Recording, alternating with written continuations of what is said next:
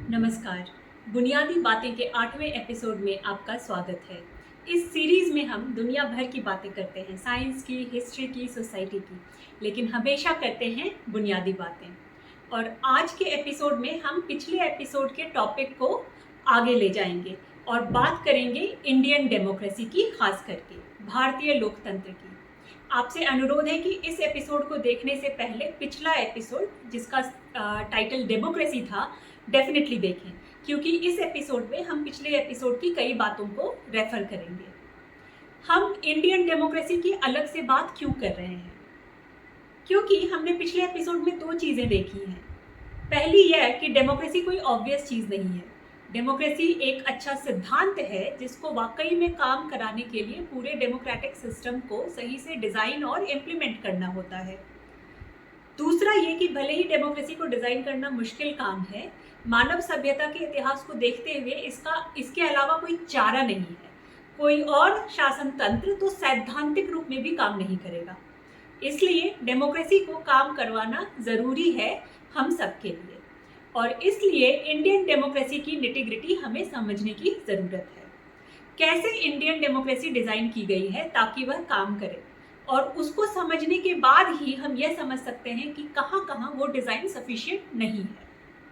तो इस बैकग्राउंड के साथ आगे बढ़ते हैं और इंडियन डेमोक्रेसी के अलग अलग पहलुओं को समझते हैं। एक बेसिक पहलू है इंडियन डेमोक्रेसी का कि वो एक रिप्रेजेंटेटिव डेमोक्रेसी है, डायरेक्ट डेमोक्रेसी नहीं। हमारा शासन नागरिक डायरेक्टली नहीं चलाते, बल्कि वह हमारे प्रतिनिधियों के माध्यम से चलता है। आपको पिछले एपिसोड से याद होगा कि डायरेक्ट डेमोक्रेसी के उदाहरण प्राचीन ग्रीस के सिटी स्टेट्स या भारतीय जनपदों में मिलते हैं, लेकिन वे आज के भारत की तुलना में छोटे होते थे। आज के भारत जितने बड़े देश में हर कुछ तो डायरेक्ट डेमोक्रेसी से नहीं चल सकता, इसलिए रिप्रेजेंटेटिव डेमोक्रेसी लगभग जरूरी है। रिप्रेजेंटेटिव डेमोक्रेसी के डिजाइन के लिए भी कई ऑप्शंस हैं, लेकिन उनकी खूबियों और खामियों में हम अभी नहीं जाएंगे। दूसरा बुनियादी पहलू है इंडियन डेमोक्रेसी का यूनिवर्सल सफ्रेज। हर नागरिक को वोटिंग का अधिकार है।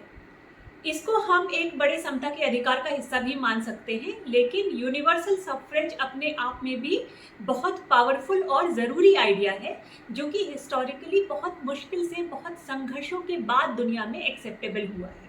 इसलिए हमें कभी भी इसको लाइटली नहीं लेना चाहिए। और अब हम आते हैं समस्याओं पर। यूनिवर्सल सफ्रेज है और रिप्रेजेंटेटिव डेमोक्रेसी है, अच्छी चीज़ें हैं, लेकिन अगर डेमोक्रेसी को यहीं पर छोड़ देंगे तो फिर समस्याएं आएंगी, बहुत सारी और बहुत बड़ी। एक समस्या है मेजॉरिटेरियनिज्म की। नागरिक सामाजिक वैक्यूम में एग्जिस्ट नहीं करते। इंडियन होने के अलावा भी उनकी कई और तरह की आइडेंटिटीज हैं। परिवार, जाति, धर्म, भाषा, क्षेत्र, इन सब के बेसिस पर वे अलग अलग ग्रुप्स के सदस्य हैं, और इन सब पहलुओं का अपना अपना इतिहास है। ग्रुप्स होने में फंडामेंटली कोई समस्या नहीं है, बल्कि ग्रुप्स और उनसे मिलने वाली आइडेंटिटी, सपोर्ट, प्रोटेक्शन, ये मानव समाज की रीढ़ है। तो अगर ये ग्रुप्स ना हो तो शायद हम मानव समाज और सभ्यता की कल्पना भी नहीं कर सकते। लेकिन ये ग्रुप्स अगर अपने मेंबर्स को आइडेंटिटी, सपोर्ट और प्रोटेक्शन प्रोवाइड करते हैं, तो कभी कभी ये दूसरे ग्रुप्स के कंपटीशन में भी आ जाते हैं और अपने ग्रुप के बाहर के लोगों से ये चीज़ें छीनना चाहते हैं। जो चीज़ एक ग्रुप के लोगों के लिए फायदेमंद है और सही है, वो दूसरे ग्रुप के लोगों के लिए हानिकारक और गलत हो सकती है। और जिस ग्रुप के पास लोग ज़्यादा हैं, उनके पास यूनिवर्सल सफ्रेज की वजह से ग्रुप लेवल पर ज़्यादा वोट्स हैं, और वो अपने ग्रुप के लिए फायदेमंद ज़्यादा रिप्रेजेंटेटिव्स चुन सकते हैं, और फिर शासन का सारा काम अपने मुताबिक करवा सकते हैं, जो कि दूसरे ग्रुप के लोगों के लिए सही नहीं है। ये है मेजॉरिटेरियनिज्म की समस्या, कि डेमोक्रेसी होने के बावजूद शासन सभी नागरिकों के लिए सही नहीं काम कर रहा, बल्कि मेजॉरिटेरियन ग्रुप के लिए काम कर रहा है।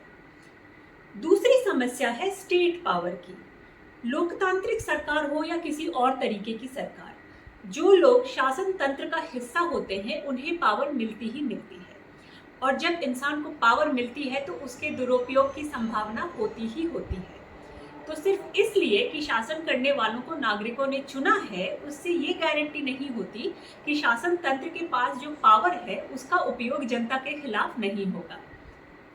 तीसरी समस्या अलग अलग ग्रुप के नागरिकों के बीच के पावर और प्रिविलेज डिफरेंस की है। सबको वोट करने का अधिकार मिल जाने भर से ये सुनिश्चित नहीं हो जाता कि सभी लोगों की समाज में स्थिति बराबर है।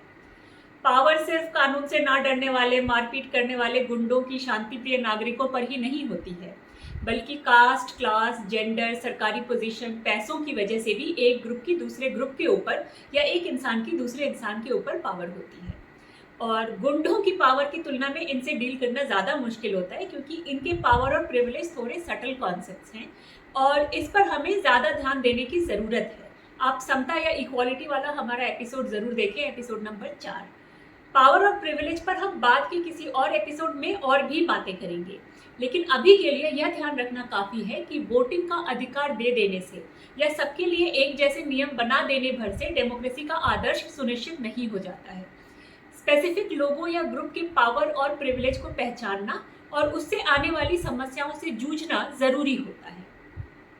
तो हमने 3 तरह की समस्याओं की बात की जिससे हमें representative democracy with universal voting rights होने के बाद भी जूझना पड़ता है। 1, मेजॉरिटेरियनिज्म। 2, स्टेट पावर यानी नागरिकों के ऊपर सरकार की पावर। और 3, नागरिकों के बीच पावर और प्रिविलेज के डिफरेंसेस। तो इंडियन डेमोक्रेसी के डिजाइन में इन समस्याओं से जूझने के लिए कई तरह के प्रावधान हैं।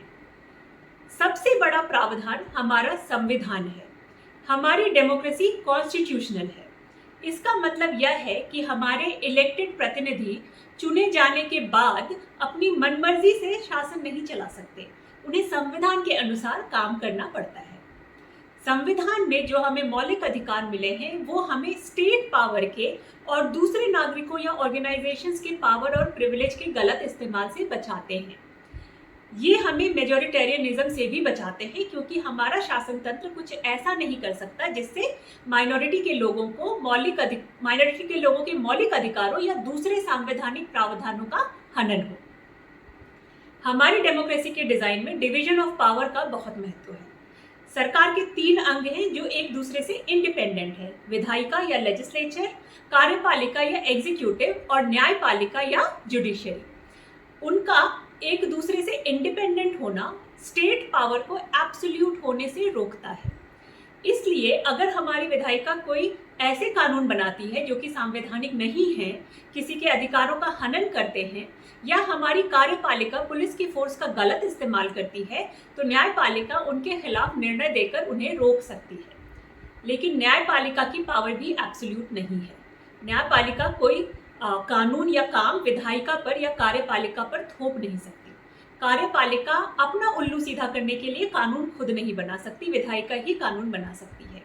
यह इंडिपेंडेंस और डिवीजन ऑफ पावर कभी कभी ब्यूरोक्रेटिक या स्लो लग सकता है, लेकिन ध्यान रखिए कि ये डिवीजन ऑफ पावर डेमोक्रेसी के लिए बहुत ज़रूरी है।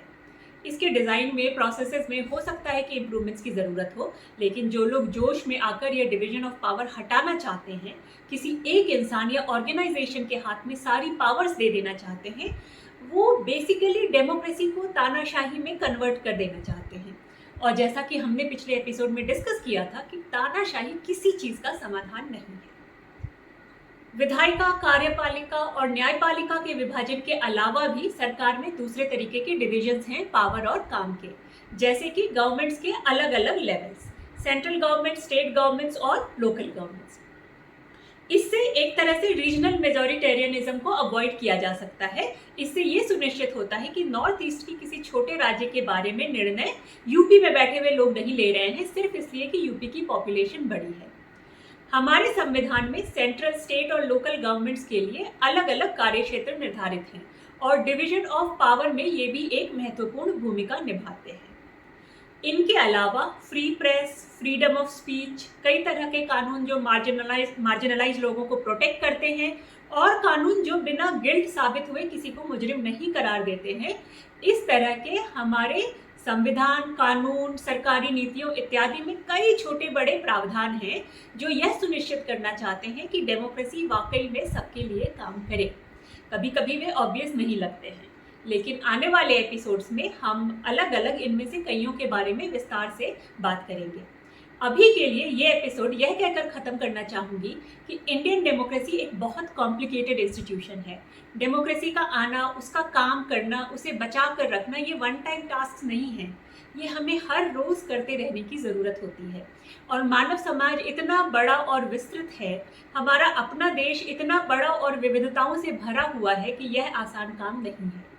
इसकी कॉम्प्लिकेशंस को समझने का काम हम इस सीरीज में करते रहेंगे और इसे बनाए रखने का काम हम सबको रियल लाइफ में हर रोज करते रहने की जरूरत है। धन्यवाद।